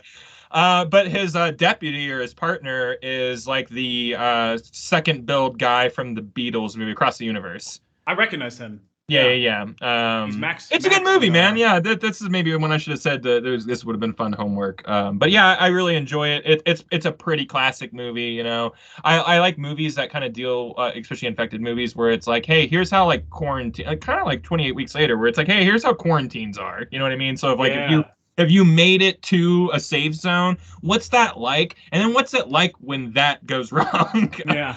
And that happens in this movie. And it's a pretty, like, you hit a lot of really big zombie, like, checkboxes, zombie movie checkboxes or whatever. So it kind of plays like a greatest hits infected movie, and it's good comfort food, man. I really enjoy it. You know what? I'm realizing that all of my movies are recent, but you know what? Movies are in the best place they've ever been, in my opinion. Even though there's a lot of like the market's very saturated, there's a lot of great stuff out there nowadays. So let me just defend myself I think things are okay, I guess. So I guess my next one isn't really a zombie movie until halfway through it, but I loved watching this movie in the theater so much. It's Overlord. I have that on mine as well. Yes, I knew we'd have one in common. I had a feeling. Absolutely love this movie. Yeah, like the war stuff. The first half of the movie is mostly war stuff, and then they start to kind of get a feeling of like something's off. Like like it's that whole thing. It's very From Dusk Till Dawn, where half the movie is like one movie, and then the next half, the next half is like, oh, this is like a B movie, a crazy spooky movie. But this one kind of came and went that year, right? Like I haven't really seen a lot of people bring it up, and it's a real shame because I've gotten a lot of people to watch it. Very opening, I was gripped. Like same here. And everyone I've showed this movie to, they were like, "Oh, I really like this movie. I'm surprised I didn't hear about it." I'm like, "Yeah, no one did." Yeah, exactly. I mean, it was like before it actually came out, a Cloverfield movie, if I'm not mistaken, and then that's what it was pitched as, and then Cloverfield Paradox kind of crapped the bed, and they were like, "We don't need to. We got to get away from that brand. We don't need to do that anymore, do we?" Yeah. And now we're finally getting Cloverfield 2 all these years later. So yeah, I know, an official one. It's interesting looking at the cast too. You have a bunch of people that you really only recognize from TV shows or nothing at all. Like Jovan Adepo. I don't know if I'm saying his name right, but he plays the trumpet player in Babylon. He's kind of a big deal now. Wyatt Russell, Kurt Russell's kid. He was in 22 Jump Street before this movie. That's the only other movie I saw him in before this. He's great. And then I don't know how to say his name. He's not Captain America. For everybody at home, he's not. Yeah, he's not Captain America. he's the one that, or he is not. First put on the mask and ever he became a meme of like, we have Captain America at home. Yeah. That's that guy. Then there's that Danish guy who played Euron Greyjoy. He's outstanding in it. I think he plays a Nazi in it. The French girl is just like, I've never seen her before, and she's very pretty and very talented. Bokeem Woodbine's great. He plays their sergeant for a little bit. Fitz from Agents of S.H.I.E.L.D. Fitz is great. He's got a great scene. He's so good in this. He's got a great creepy scene where it's like, stop, please stop. Like it's so good. By the way, the gore in this movie is out of this world. Yeah, dude. It's a real creature feature in terms of it's like, this is like very grindhousey in the amount of like gore and pseudo practical effects that they're using to like experience the gore. It's cool, man. Yeah. I it's really a cool movie, and I'm excited for what this director I think is lined up for something kind of. Oh no, he's not. I thought it was a major movie. There's a movie coming out this year called The Pope's Exorcist that he directed, and it's got Russell Crowe in it. Crowe, Russell Crowe. Yeah. A little bit of a crow. Yeah. I gotta stop doing dudesy bits on our own podcast. We're a dudesy spin-off podcast. Dudesey's gonna eventually invade and be like, "Thank you, moving on." Thank you. Yeah. How excellent. But I do like that director's work, at least so far. He did Son of a Gun as well. I think he wrote it and directed. I think you saw that recently, right? Because I did see that recently. Yeah, that's a Ewan McGregor movie, and he's got like a the prison movie. Yeah. I like that movie a lot. Enjoyed that movie a lot. That's a real story. Like that's a real criminal. That's right. It is based on a true story. I just had like no expectations of that movie going in, and I remember going, well, that ended up being like really good. See, so I thought it was the movie where he was in prison and gay with Jim Carrey. So like, to my surprise, I was watching the wrong movie. So he hasn't kissed one dude in this movie. It's the only movie that has ever rolled credits at the end, and you're like, where's all the butt sex? Like, it's the only movie you've ever asked that. Yeah, right. I was priming myself up for a lot of dude kissing. Didn't get it. It's so disappointed and crestfallen. Anyway, what's another one of yours? This is my it's a pseudo cheat one, but since we're talking about like infected and yada yada, and I always wanted to give this movie a shout out as much as I can, especially with this guy on the rise right now. It's Slither by James Gunn. That almost ended up on my list. That's I wanted to have a cheat or kind of like I'm kind of bending the rules a little bit here, but it is an infected movie. People are having these like worms get into them and they act all crazy and the whole town gets taken over. And anytime I can see Nathan Fillion in like a action hero movie role, a la like Firefly or Serenity or anything like that, where he's leading badass man, he's got big Timothy Olyphant energy in terms of like being able to show up and being like a really likable unbeatable hero. And he's great in this. Elizabeth Banks is great in this. James Gunn's firing on all cylinders. Michael Rooker is something else in this movie, dude. He's awesome, so much fun. Oh, he's so good. And there's there's a lot of gross shit in this movie, and very much so, but comically gross. Yeah, comically gross. It's not a spooky movie, by any means. But it's a damn cool movie, and I really enjoy it a lot. I think it's very funny, and and again, like, this is a guy who we're talking about is like who's running the world DC wise, now. But like this is some of his humble beginnings. Yeah. Where he was able to do more than just write scripts for Zack Snyder, So if you're wondering what the tone of this movie is, Michael Rooker's character's name is Grant. So it's Grant. It's not not a serious movie. It's a very you'll have a fun time if you watch this movie.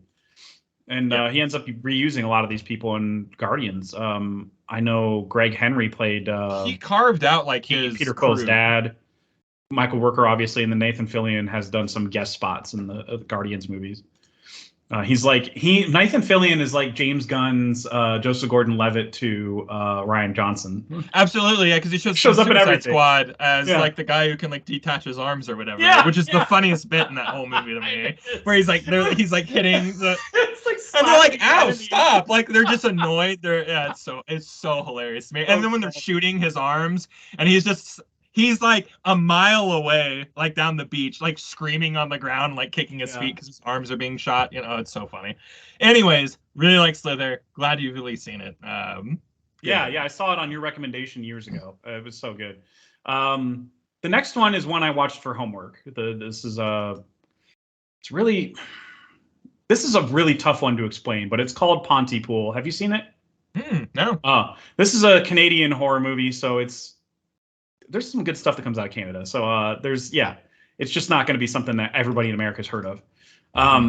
But this is one starring Stephen McHattie. He's like the only one I recognized in it. But he's got like a very deep voice. He's been in a ton of stuff as like a side character. I know he's been in Shoot 'Em Up. He's been in The Fountain. I don't know that he's had any lead roles like this, but he plays kind of like a local shock jock in a small Canadian town called Pontypool. And as he's on the radio, there's this whole outbreak going on, zombie outbreak, whatever, infected outbreak going on outside of the studio in their town. And he's getting these phone calls that are super weird. And he had a weird experience driving into the studio where somebody, he accidentally hit somebody with his car. And they kept repeating a phrase and then they run away. And he's like, that was weird. So the movie does have a really slow burn in that regard because it is a lot of him talking and then his producer talking back at him saying you shouldn't say that, this stuff and the other. And then they every time he cuts away to the traffic guy who is pretending to be in a chopper, but he's really just on like a hill somewhere. That's the bit. Like he's the traffic guy and he just uses helicopter sound effects. But he's getting a little more unhinged and there's like a riot breaking out where he's at. So it's the shock jock constantly checking in with him and figure out what's going on. So the interesting part about the infection is it spreads through language. It doesn't spread through bites. It's like certain spoilers, dude. This is the big twist of Metal Gear Solid 5. Oh, is it really? Holy crap. So like this is one where like this movie came out in like 2008. I'm just trying to say Kojima ripped it off. Anyway, no, I'm kidding. No, don't get me started. But there are some words that can trigger a certain person's brain into like just saying the word over and over and over and over again. Okay. To the point where you start going a little crazy and you have the urge to like bite somebody basically and to infect another person. And if you don't, you pretty much combust. They show it in the movie. It's brutal. It's so brutal.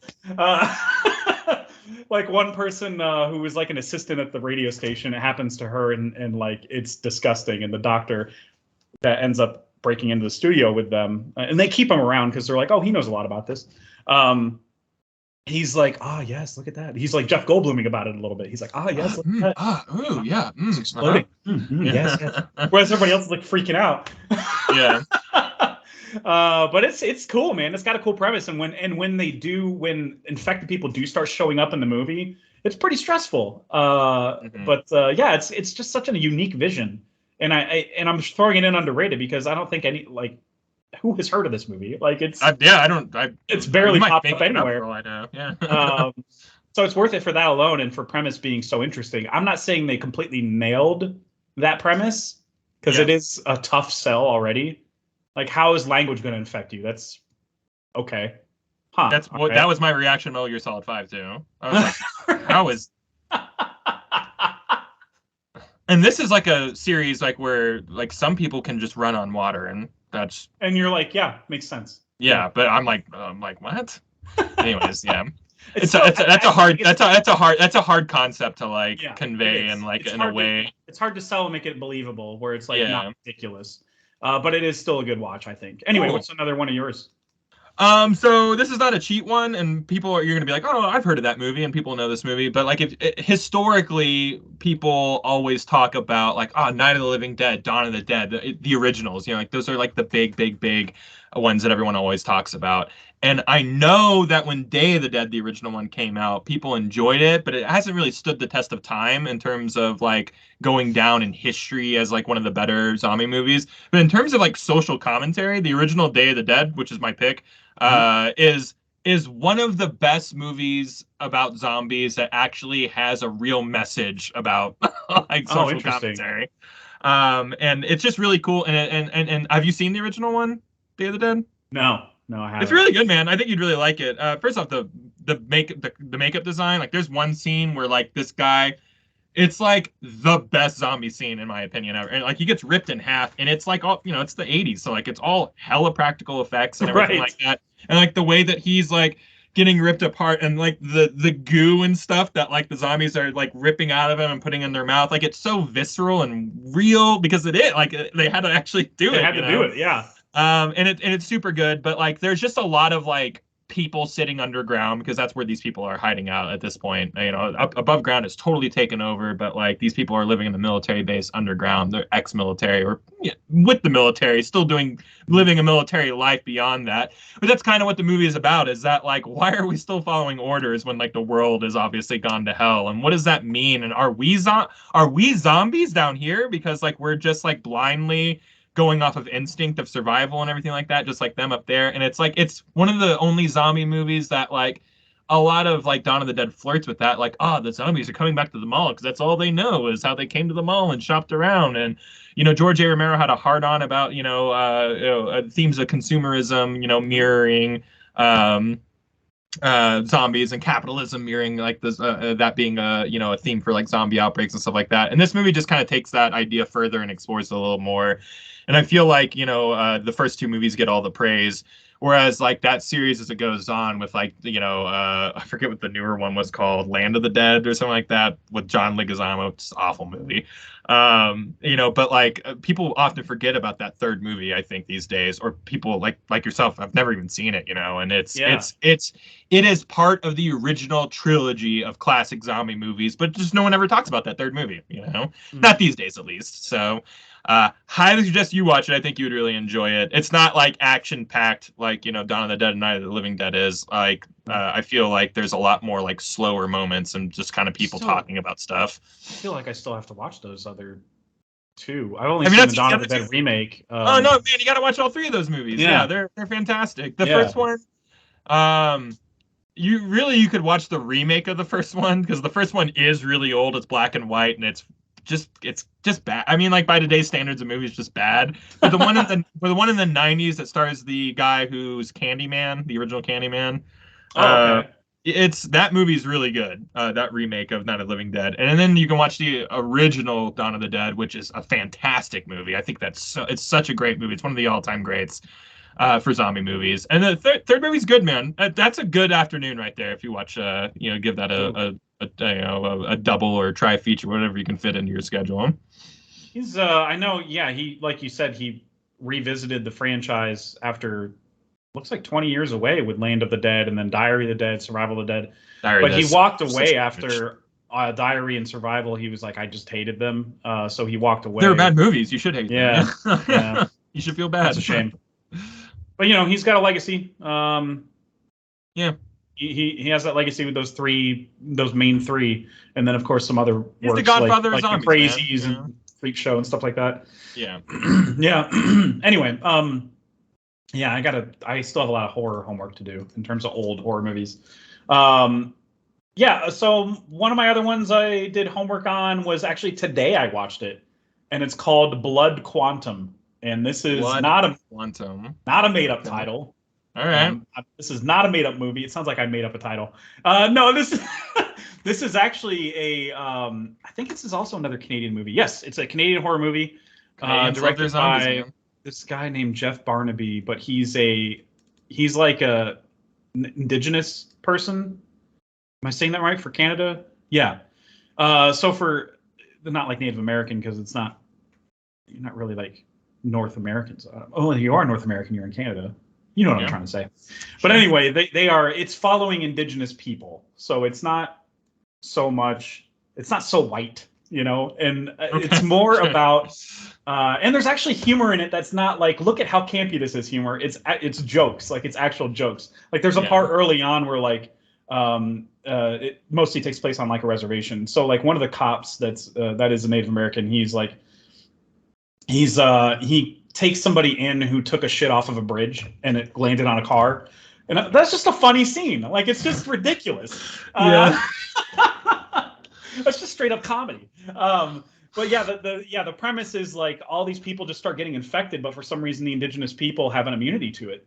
Okay, that's cool. So, but they can still get torn to shreds by zombies. Don't get me wrong. Yeah, they're not impervious to claws. Yeah. Right. Yeah, they can't get it from like spit or airborne, whatever. You know, like or just bites. Like they can't get it from the traditional means. So that's the interesting like twist on the whole zombie thing, and yeah, it's just really well done. I thought the suspense was really well done, and it does do all the tropey stuff that you expect out of zombie movies. But in terms of like, the group trying to survive, like everything you've seen, Walking Dead, Day of the Dead, whatever, any of the Dead movies. Like it has all the tropes in there of like a group trying to survive together, and then somebody betrays them, and then blah blah blah. But it's just really they just do it really well, and the gore. There's a scene involving a chainsaw that is amazing. I'm like, oh, that looks practical. Like it looks so good. So there's some gore that looks outstanding, and there's a scene too involving a sword getting in the side of somebody's head that is just I love when low budget horror can nail the gore. It's the best. Yeah. How do you do that on like it doesn't these guys usually like a lot of these guys usually come from like the makeup side of things, and they're like, I'm bringing all this knowledge with me to make these movies. That's where this guy comes from too, that wrote it and directed it. You'll recognize there's somebody from Reservation Dogs that's in it. The guy who was the guy who's the lead character, he was in, what did I watch him in recently? Not Star Trek. Rutherford Falls. That's right. That was also about Native Americans. Mm-hmm. So yeah, there's some familiar faces in it for sure that you might see in other stuff. Gary Farmer's in it. He's great. He's funny. He was in Ghost Dog. He's like kind of like an older Native American. Yeah, it's really Ghost Dog, Way the Samurai, starring Forrest Whitaker. Yeah. Yeah. Really? That's what you're talking about? Yeah. I'm talking about there's a Native American in that movie that's also in this movie.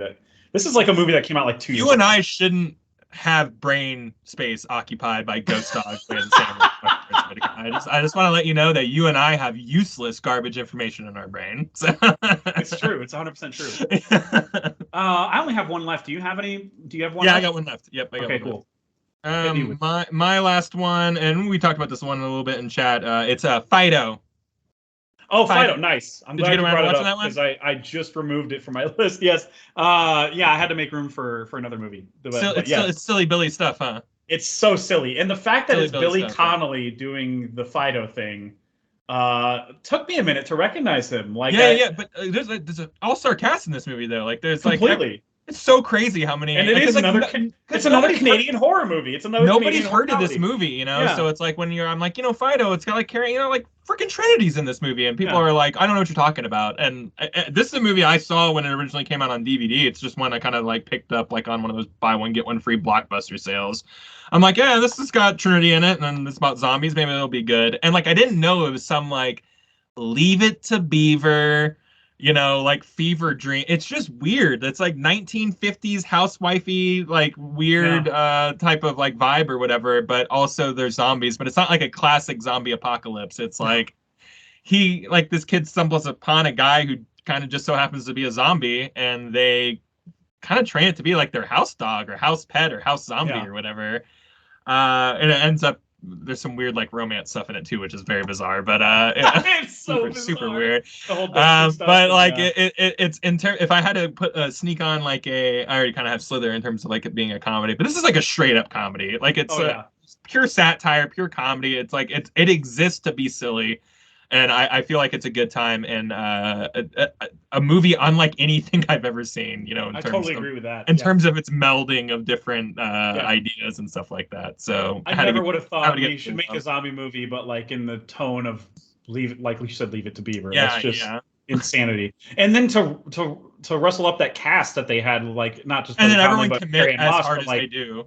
Yeah. Like Tim Blake Nelson and Dylan Baker and Henry Cerny and like all these people, familiar faces. That's like, how in the world did you score this cast? It makes no sense. Right. And apparently another Canadian. I didn't know it was a Canadian horror. That's funny though. Yeah, it is a Canadian horror comedy. We should have. This is our Canadian horror list. This basically underrated zombie comedies equals zombie movies equals Canadian movies. That's really what it boils down to. I didn't realize that they. Well, I mean, I don't know this about a lot of movies, but they did film this in 35 days. That's it. Wow. Really impressive. Yeah, clearly a low budget effort. And not in a bad way. Like it matches the budget of it matches the tone of the movie for sure. Like, Like it's not going to look incredibly over the top, the gore of it or anything. It's going to look comical. Yeah. And if it matches, it fits. Yeah, it's ridiculous. Yeah, such a fun time though.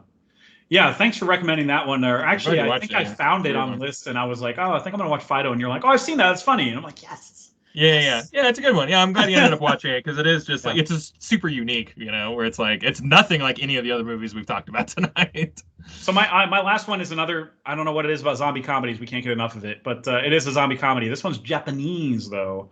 This one's One Cut of the Dead.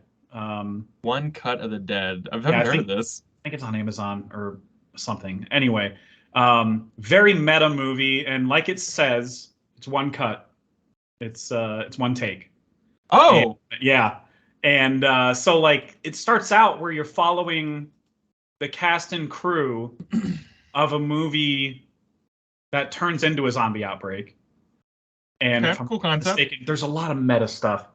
So that's the first part of the movie, and then they, the first section ends or whatever. Then the second section follows the cast and crew of One Cut of the Dead.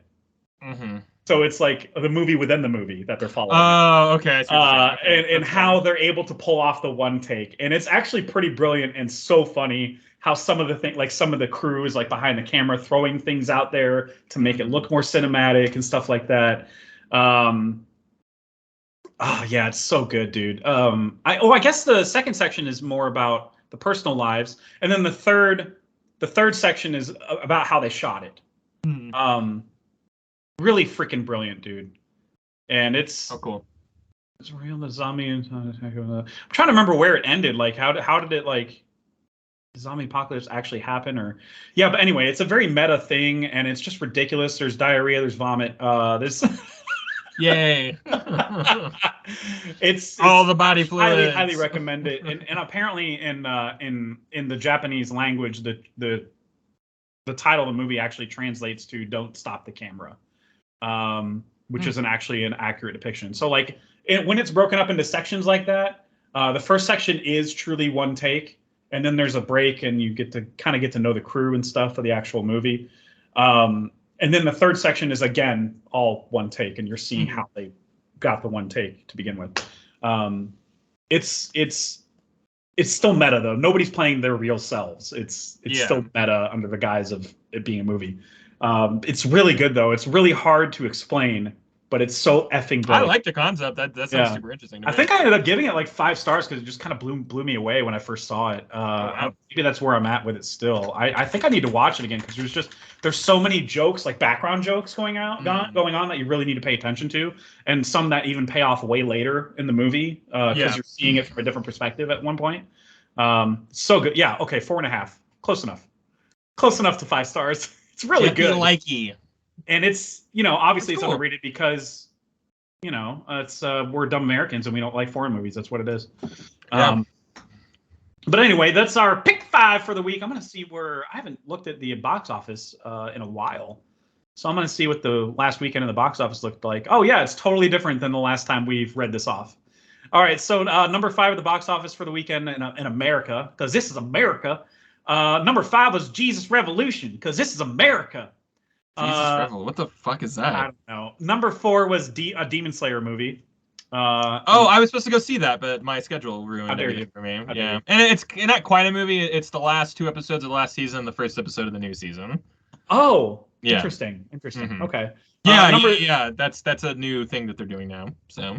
Weird. But all right. Yeah. They did the same thing for. I will say the last 2 episodes of Rings of last Power season was the best hour of anime I've ever seen in my life. So it's wow. worth. That's why I really wanted to see it in the theater. I was like, I gotta see this on a big screen, and not so much. Damn.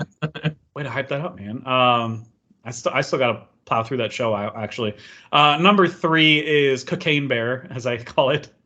I really want to see this movie. Really Cocaine. Bad. It's entertaining as hell.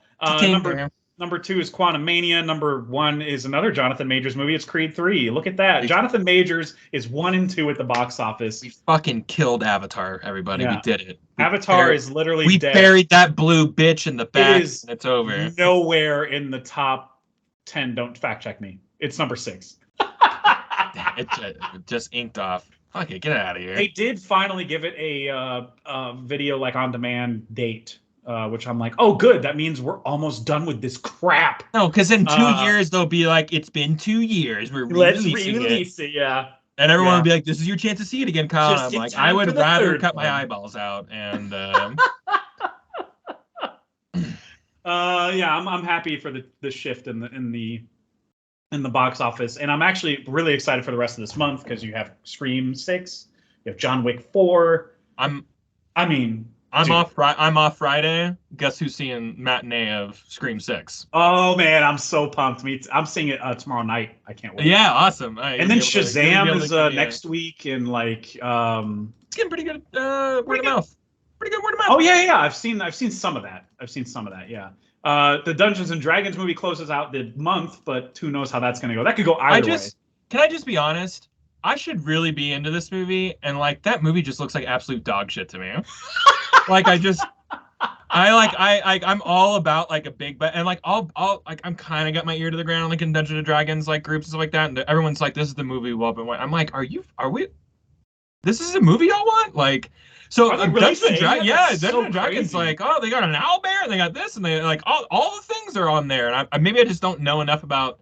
All I see is a bad Chris Pine movie. That's when I'm watching the trailer. Of a Dungeons and Dragons movie, it does, yeah. So even the creators are we're trying to capture the fun. I'm like, have they played? Usually Dungeons and Dragons is a bunch of nerds screaming at each other. It's fun, but not I guess it can be silly if you have a silly dungeon master, but really it's about you screaming at everybody, being like, "Fuck that roll! You should give me a new," yeah. What do you mean 3 hobgoblins jumped out of, I really am rooting for John Francis Daly, is that his name? I think Jonathan Goldstein. The kid from Freaks and he's not a kid anymore, but the kid from Freaks and Geeks and Waiting. He also, I think he co-directed Game Night as well, right? So I think that's what ended up getting them the job for Dungeons and Dragons. Was the fact that they did Game Night. I keep on forgetting that the Game Night guys are doing this movie, and you and I are big Game Night fans. So. Oh, yeah. And I'm hoping that they left, similar to the Game Night trailers, I'm hoping that they left the best jokes on the floor. It does seem like a comedy to me. It's a comedy Dungeons and Dragons. Dude, I'm hoping it's good. I don't know Me too. I have this really weird hate boner for this movie, and I can't really explain it other than. I mean, I totally get it. Every time a trailer ends, I'm rolling my eyes, going, half that shit was cringe. I just can't. How many times are they going to show a trailer with a whole lot of love? I like that song, but I really don't like the trend of movies, especially fantasy movies or period piece movies, using AC/DC, Led Zeppelin, any of these 70s, the 80s, the early 90s rock bands. Did you see the Air Jordan trailer? Yeah, it's it's a Whitesnake song. I'm like, can we stop with the 80s songs? I'm really sick of this. I'm like, yeah, Motor. Yeah, that's nothing to do with this movie. just like Whole Lot of Love has nothing to do with Dungeons and Dragons, you know. That's why And there's been 3 trailers of Dungeons and Dragons, all 3 that they're really getting their money's worth out of that. It must cost a lot of money to rent that song. It's kind of like, that's the reason why I shared we have a private chat going. That's the reason that I shared that. I think it's Digman trailer. It's the new animated show by the Lonely Island guys. I need to go back and watch that. Central. They did a slowed down version of All Star, and I'm like, that is so funny, because like they're clearly making fun of how trailers do slowed down versions of like every popular song now. Sure. It was so brilliant. It's like, somebody once told me. Funny, right. That's pretty good. I like that. Like it's just Lonely Island taps into that type of comedy that I like immediately get. Whereas some people might just be like, "Why is that funny? I don't understand." It's like, you don't watch as many trailers as I do. It's like me trying to explain Eric Andre to somebody. I'm like, "No, it's really funny, I promise." And they're like, "No, it's not. I promise." Yeah, it's okay. I'm a potato. I'm a potato. Yeah. Look at me. Am I not a potato? Oh, that guy's really hurt. Yeah. And he keeps like dunking down on him. I am a potato. Anyways, like it's hard. These avant-garde, like weird, like comedy styles they're hard sells for sure. So right, definitely. Oh man. Anyway, I'm glad we're back doing this, and we'll be back next week, probably talking about Scream 6. I'm sure there's some other movies that are coming out too. None that I can think of. I have a couple movies that came out this year that I'm trying to catch up on, but I'm spacing them out so I can talk about them on the cast here. So I'm not going to watch either one since I'm watching Scream this week, so I can bank. I can bank one of those other ones. Yeah, bank. And we'll touch the surface on some of these movies on like the current gen podcast still, like Scream 6 is a blockbuster, so of course we're going to talk about it. Right. But we're not going to dive into it that much because I feel like you and I are more of the horror fans on the podcast. Like and like it's still, whenever I like come out and I go, I'm a big Scream fan, I'm still kind of be like, keep that to yourself. There's a piece of me that's like that there's a shame to it for whatever reason. Right. But like these movies are genuinely good. Like I don't. Yeah, they had one bad movie in my opinion. Like I 1,000% agree with that. But these new age Scream, where I think a lot of people roll their eyes at, I'm like, they've all been very good. You know. Yes, But whatever. Yeah. Like, I mean, I think the fourth one, people just gloss over that. I don't know why. I think it was like they're doing a lot of the same things that the fifth one was doing. Yeah. It's just before the fifth one did it. And And I think like it was meta before people understood meta. You know what I mean? Right. So like, and it was so metally meta that like I think like people just might have been a little too much for them. Where if it came out 2 or 3 years later, I think people would have been like, oh, I really like this, you know. But I think it came out too early. I also have to mention I did rewatch Scream ahead of the sixth one I'm going to see tomorrow, and it ends with the actress Mikey Madison on fire, and I had to point that out to you. It's kind of a spoiler, I guess, but I had to point that out to you in chat. That I was like, didn't Leo DiCaprio light her on fire at the end of Once Upon a Time in Hollywood too? This girl is like, I'll take it. Just put me on fire at the end of the movie. Like, Like, it's in her claws. I gotta be smoking by the end of the movie. She's so good at being unhinged too, because both characters were kind of unhinged as well.